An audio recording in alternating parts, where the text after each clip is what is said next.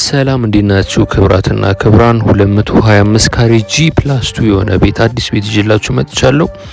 ቆንጆ መኖሪያ መንደር ውስጥ የሚገኝ በአያት አካባቢ ነው የሚገኘው። ውስጡን በፍጥነት አስጎበኛችኋለሁ። ዋጋውንም ካስጎበኛችሁ በኋላ ነግራችኋለሁ። 225 ካሬ G+2 ነው፣ ማንም ያልኖረበት ነው።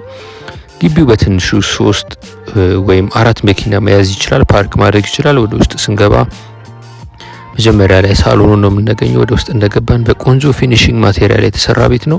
ይህን ይመስላል ዋና ሳሎኑ። ወደፊት የራሱ የሆነ ኦፕን ኪችን ተገጥሞለታል።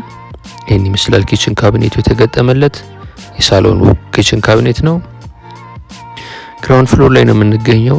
በስተግራ በኩል የእንግዳ መኝታና ኮመን የሆነ ባዝሩም አለ።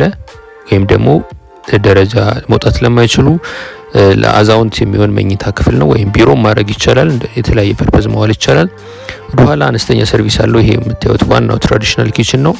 ከዛ በተጨማሪ እዚህ ጋር የሰራተኛ መኝታና የሰራተኛ ባዝሩም አለ።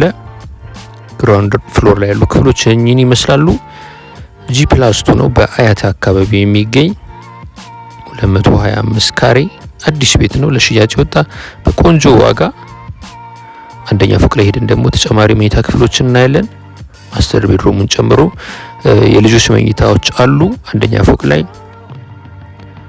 ወደ ውስጥ ስንገባ የምናገኘው ይሄ ማስተር ቤድሩም ነው የምናየው። ይሄ መኝታ ቤቱ ብቻ ነው።